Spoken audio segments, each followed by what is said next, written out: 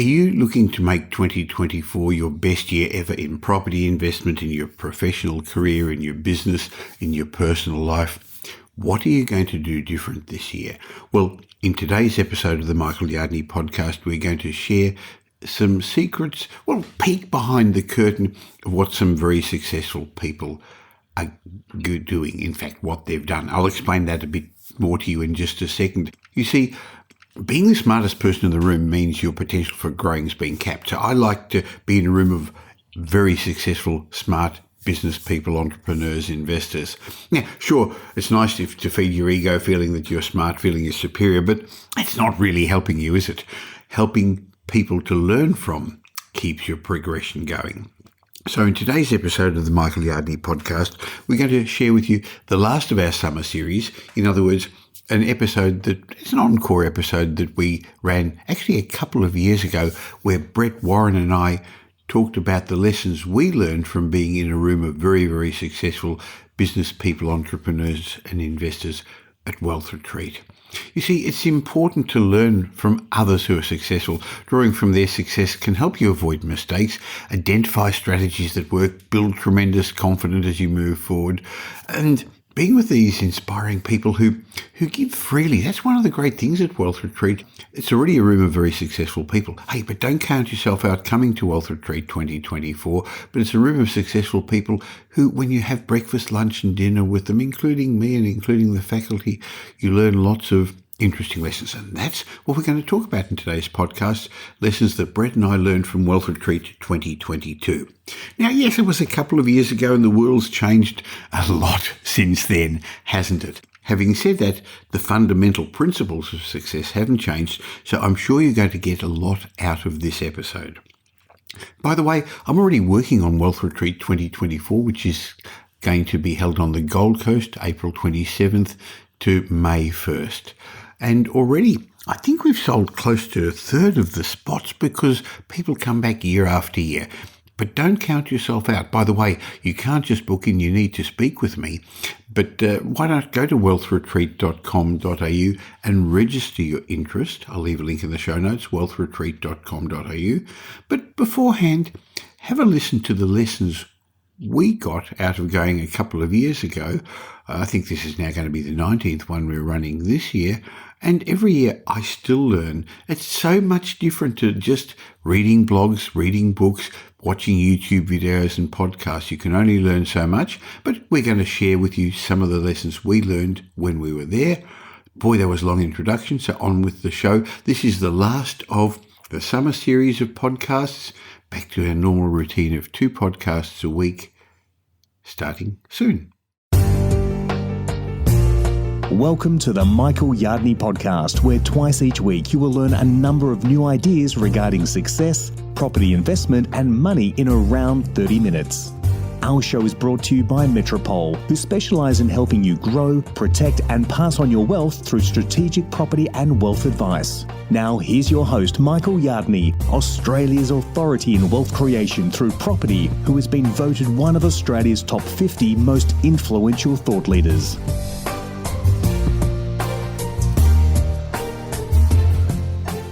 Would you like to take a peek behind the curtain to understand what goes on at our Wealth Retreat this year? Well, this year's Wealth Retreat on the Gold Coast, been and gone. There are 100 successful property investors, business people and entrepreneurs in the room, and they were all keen to move up to the next level. And while they learned some great lessons from the world-class presenters on stage, they also learned from the other guests over the 5 days. After all, how often do you find yourself in a room full of successful, like-minded people that walk the talk the same language? Anyway, opportunities like this are few and far between, and they're not to be missed. But because there was only 100 people and thousands of people listen to this podcast every week, today I'm joined by Brett Warren, National Director of Metropole, who's been, I guess, to more than a dozen Wealth Retreats now, and he'll share with us some of the things that people learn. So I hope you're going to be able to learn some new things or relearn some things. So hi, Brett. Hi, Michael. Good to be with you. And yeah, look, I know many people I speak to at the beginning think Wealth Retreat's purely a property event, but there's just so much more to it, isn't there? Yes, there is, because when people are really very successful, they need to get to the next level, which has a lot to do with mindset. In fact, the first couple of days really is all about mindset, isn't it? Yeah, it certainly is. I guess the first lesson I learned, Michael, to start things off is creating wealth or becoming successful is actually a process. It's not just a one-off event. That's interesting, isn't it? Because people go off and buy a property and they think they've got themselves a strategy. That's it. Yeah, and I know, look, when I, obviously wanted to become successful and wealthy, and one of the things I used to think, well, maybe lottery's the only answer, or maybe I'll flip a property or do something else, something big. It'd be a massive, big thing that would happen to me and change my life. And, it just never came. I know everyone wants to win the lottery, but it just never came. So I guess the biggest thing I learned, and that's something I've learned a lot from yourself, and the other person I learned a lot from, Michael, was Tom Corley, who unfortunately wasn't there this year, but he's been there in the past. It's just the little things. It's a process. There's steps you can take.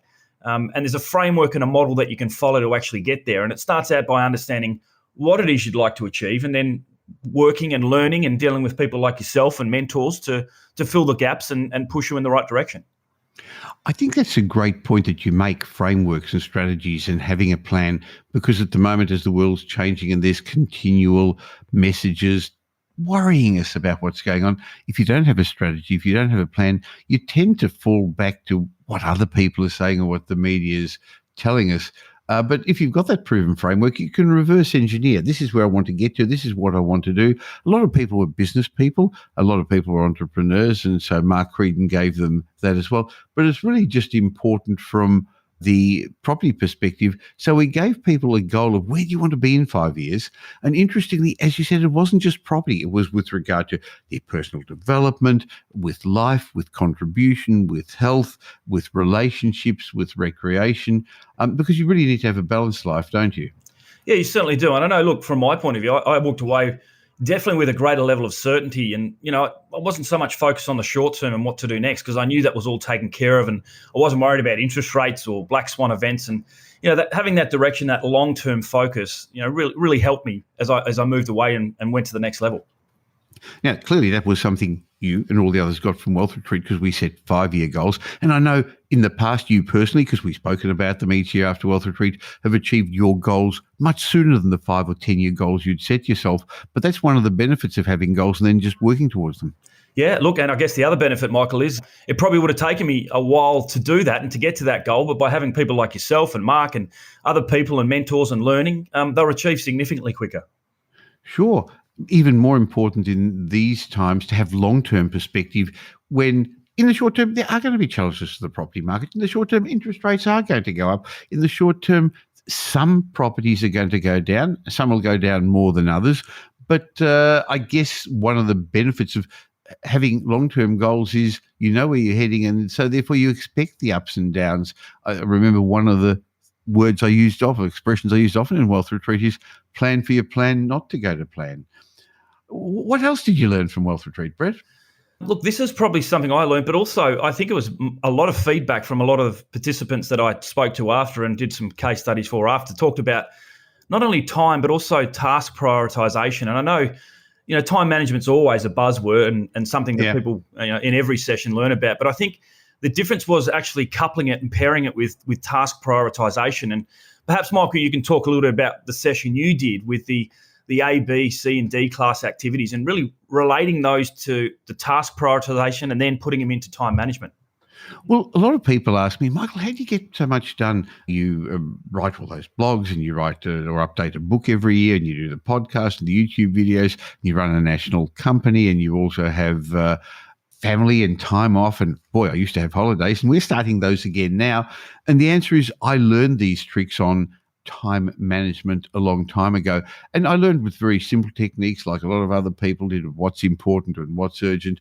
But then I actually learned about how to go 2 or 3 levels further than that. And that session I did at Wealth Retreat, I know for many people, as you said, came out, they said, hey, that 1 hour is going to buy me 1 day a week. That 1 hour was worth the whole time at Wealth Retreat. So what we really did was teach them how to understand what their A, B, C, D activities are. We've got so many other points to learn here today that I'm not going to go into detail about that, but that could well be the topic of another podcast, Brett.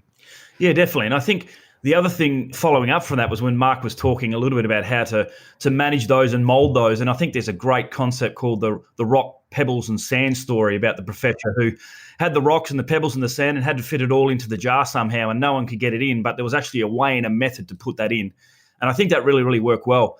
The other thing Mark spoke about was working out what your D-class activities are, your least productive, and actually delegating those. And I think that was the concept that people really grasped to work out how they could get that extra day a week or day a month back into their system and their life.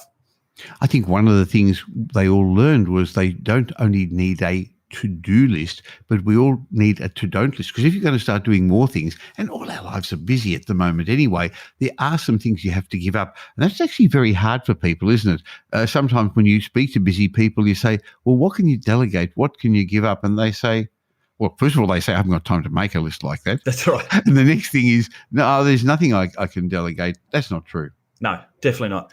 I guess the next lesson that I really learned from one of my first wealth retreats, Michael, was that this concept of having a wealth thermostat or a financial thermostat. I don't know, it's something you use that, is it the cup analogy? Well, basically, we all have a thermostat that we're comfortable with our wealth. And if you want to become more wealthy, you actually need a bigger cup, because if your cup is full, you actually can't learn more, do more. And interestingly, you can have a bigger cup. In fact, I want to have a bucket. But most people's financial thermostat has been set by the things they learned, the things they heard, the things they experienced as a child. And while they were appropriate for them then, it may not be it's not as appropriate today. They haven't upgraded their wealth thermostat. And that's why, Brett, people get to a particular level and get stuck. Interestingly, it's the reason why I've found a lot of people sabotage themselves. They don't think they're worth it. And the other really interesting thing at Wealth Retreat that I get every year, when you're in a room of already very, very successful people, is we all have limiting beliefs that stop us, that slow us down, whether they're with relationships, with money, with business, with health, with property.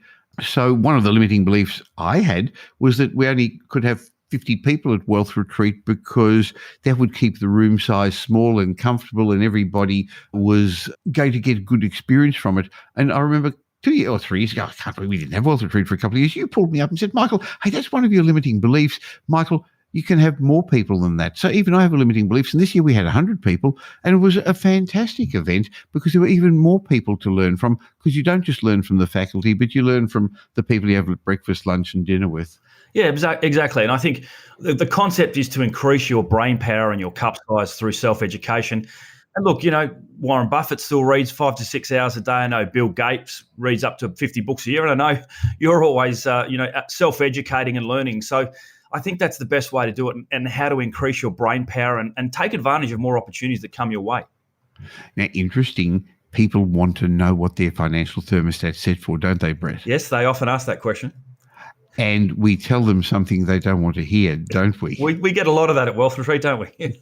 And the answer is your thermostat's set for exactly where you are right now financially. Otherwise, you'd have more.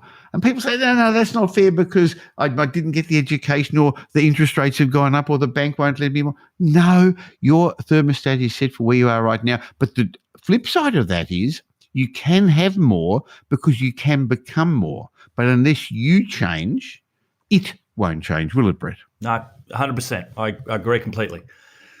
Number 4, Michael, is to become financially independent, you need to treat your property investments like a business. A lot of people say that, but what does it really mean? Well, look, it is. It's treating it like a business. I mean, how many people in their business, they probably set longer term goals. They probably have annual reviews and check up regularly on how their business is going and performing, and perhaps having benchmarks and things like that set. But in reality, property investors don't do that, do they, Michael? No, they don't. They see it as a set and forget they're too busy doing other things in their life. Some have bought bad properties that actually stunt them from getting to the next level. And others are, I think, just too emotionally involved. So they've invested time, money, effort. And let's be blunt, a bit of ego. No one wants to admit we've done things wrong, do we? So to assess how your property is going, like you would with your accountant assess how your business is going. You don't really want an accountant who says, when you ask, how's my business going, he'll say, well, what figure would you like me to put there? how good would you like it to be? Yeah, you actually want somebody who's honest about it and says, hey, I know you did 10% growth last year, but the market did 20% growth last year. So, mate, you're underperforming. Yeah.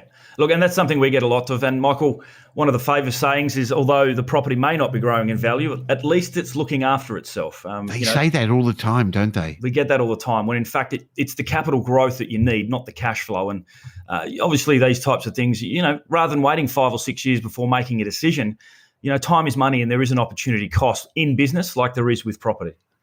So it is the opportunity cost of, okay, yes, it's not costing me, so to speak, cash flow, but it's costing me the opportunity of getting ahead, building an asset base that's going to give me choices in life. What would your life be like in 10, 15 years' time if you actually managed to grow that portfolio? Or what's the alternative if you're still stuck in your job, not doing what you want to do? I think one of the other interesting things I got out of Wealth Retreat, the lessons were the benefit of community. You already mentioned that a minute ago about Mastermind. Alone, we're vulnerable. When I spoke to people who come to Wealth Retreat, and I always speak to everyone who's coming before they come, to make sure that it suits them, to give up 5 days of your time and $12,000. For some people, it's a big commitment. By the way, 20% of people who came to Wealth Retreat are already committed to come back next year, and probably about a third of those who were there had already been before. Actually, it was probably more like 40%, because they've realised that on their own they're vulnerable, and you let the outside influences impact your mindset and your financial result. On the other hand, when you get into a community of other like-minded people, and that's hard to find today, it helps you a lot. I mean, outsiders would look at this and say, why is a group of already very successful people spending all that money and that time improving and getting further? They must be greedy.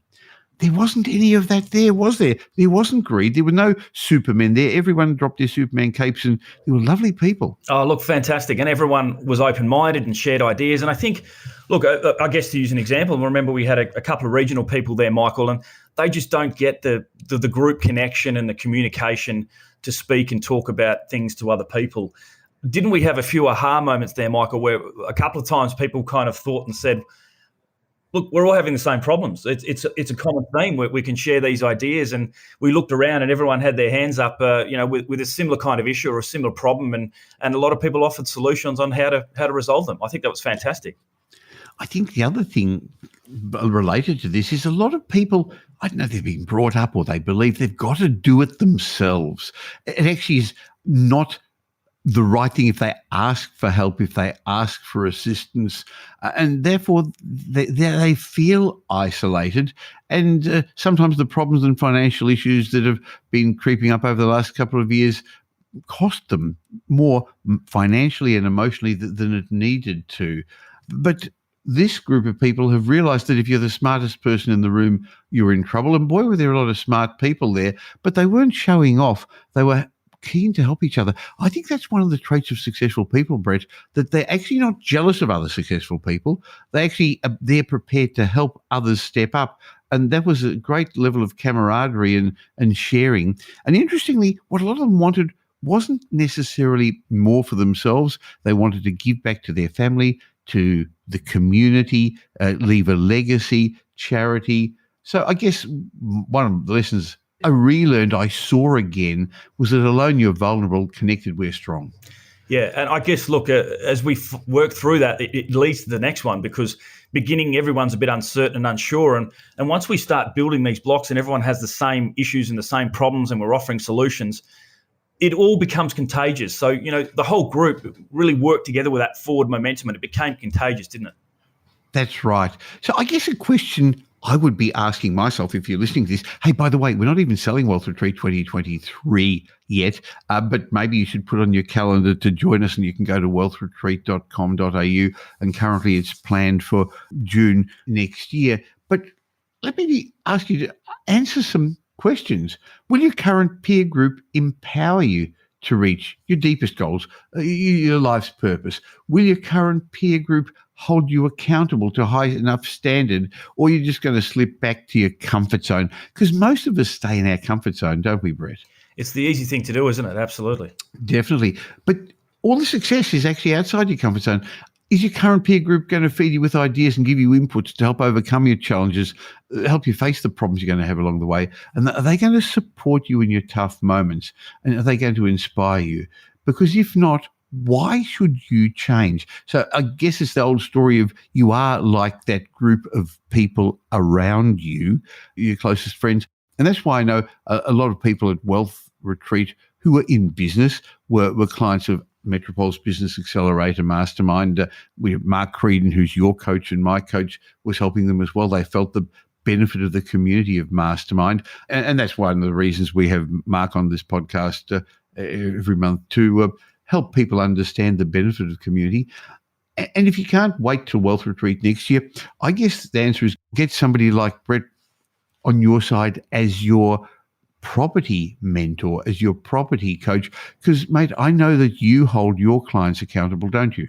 Certainly do, and that's what it's part of. And Michael, look, I've obviously participated in a lot of sport and music and fitness and things like that as well. And it's about creating that kind of group and like-minded people and sharing those ideas and concerns and really pushing each other forward. So it's very, very, very beneficial. And as we spoke about before, picking up on things as they happen rather than 3, 4, 5 years down the track.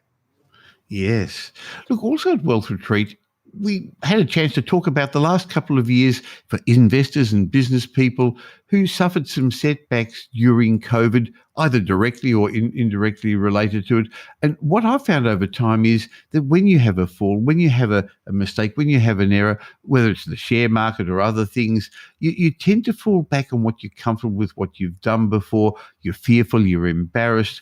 And those who are isolated, it makes things worse. So what you said a moment ago, Brett, was the fact that others realised that people there realised that others had the same challenges, whether they were business challenges, finance challenges, planning challenges. And for some of them, it was that discomfort of not feeling worthy. That was an interesting theme that came through, wasn't it? Yeah, look, it was. Some people obviously feel fearful about what happened. They were a bit, like you said, embarrassed about maybe some of the mistakes that they'd made, or they'd made an indecision and lost money and things like that as well. But I guess, as you said, Michael, isolation really only makes things worse, doesn't it? You're right, Brett.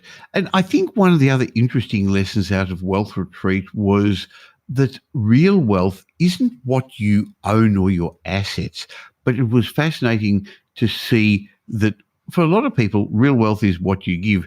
People who came to Wealth Retreat came for lots of different reasons. They came for finance reasons. They came for money reasons. They came to improve themselves. A lot of people were already very, very successful people, but as we said, felt isolated and just needed to talk about their issues with other people. But I found that a lot of people, once they've made it, let's use that word financially, they've moved to another place where money isn't what motivates them anymore. Sure, they enjoy money. Sure, they want another holiday, another car, but it's not their main driver. So once money is sufficient, then you have to move on to other things. And that's why we gave them a whole list of other goals. And they included making a difference, to touch other people's lives, to give back to other people, to give to the community, a lot of charity. I mean, I know that Metropol's charity balls that Pam's run on a number of occasions, was going to run one a couple of years ago again, but COVID came in the way, came out of Wealth Retreat. So these insights made a big difference to other people. So I thought it was worthwhile having a bit of a chat about this, because even though we're talking about Wealth Retreat, it really isn't Wealth Retreat we're talking about, Brett. It's about how to become more successful as a human in all areas of your life, including wealth. And there are some common threads and some common themes and some good lessons from that. But you actually have to act on them. And I was impressed with the feedback. I know that a lot of people voted with their feet and are coming back. I know a lot of them are clients of Metropol, but many became clients of Metropol. They saw the benefit of having a group of people around them who take a holistic approach to wealth. And so when they become a client of Metropol, they don't just buy a property. In fact, when people come to us the first time, the first thing they tend to ask is, how much do your services cost, or where should I buy? And to us, that's a shallow conversation. to us, we think it's really more important to understand what their needs are, like some of the things we just talked about. And it's not really property thereafter, whether it's choices in life, leaving something to their family, giving back to the community that's important. And so at Metropole, we believe intelligent investors, especially in these challenging times, deserve some direction because there's so many mixed messages at the moment. They need some certainty and some safety not to make mistakes as we move to the next level of the cycle. And they deserve results that are going to create wealth-producing returns, life-changing results. And that's why we always start by putting a plan together. And I know as a property strategist, Brett, you keep saying it's nothing to do with the property. It's really more to do with the plan. Absolutely. I think, look, if you start with someone talking about a property or you need to do this or that, you're probably in the wrong place.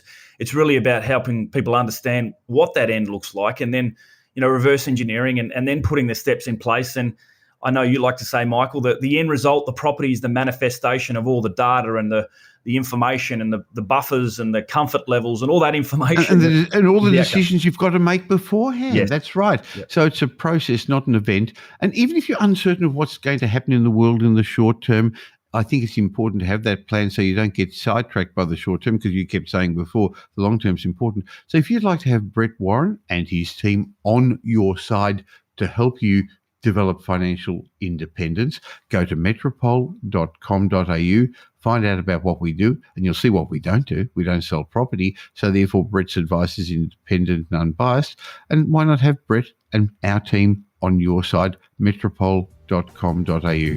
Thanks for your time, Brett. Thanks, Michael. Great to chat.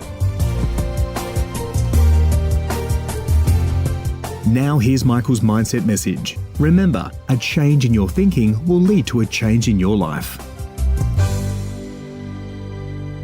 In today's Mindset Moment, I'd like to share a message I learned from one of my mentors, Jim Rohn, who explained if you can change yourself, you can change your life. What Jim Rohn said is life is about constant, predictable patterns of change, and the only constant factor will be our feelings and our attitudes towards life. He said, we as human beings have the power of attitude, and that attitude determines choices, and the choices determine our results. All that we are and all that we can become has indeed been left up to us to decide and interpret through our attitudes and our choices. Jim Rohn said, life is like the changing seasons. You can't change the seasons, but you can change yourself. So the first major lesson in life is to learn how to handle the winters. They come regularly right after autumn. Some are long, some are short. Some are difficult, some are easy, but they always come right after autumn. And that's never going to change. Jim Rohn said, there are all kinds of winters. The winter when you can't figure it out. The winter when everything goes awry. There are economic winters, social winters, and personal winters. Winter times can bring disappointment, and disappointment is common to all of us. So you must learn how to handle winters. You must learn how to handle difficulty, because it always comes after opportunity. That's never going to change. The big question is what to do about winters. Jim Rohn said you can't read January simply by tearing it off the calendar. Of course, he was talking about the American winters there. So he said you can't just tear it out of the calendar, but here's what you can do. You can get stronger. You can get wiser. You can get better. Remember that trio of words. Stronger, wiser, better. The winters won't change, but you can. Before I understood this, I used to wish that it was summer when it was winter. When things were difficult, I wished they were easy. I didn't know any better. But then my mentor gave me the answer as part of his unique philosophy when he said, don't wish it were easier. Wish you were better. Don't wish for fewer problems. Wish for more skills. Don't wish for less challenge. Wish for more wisdom. So the bottom line is, if you can change yourself, you can change your life.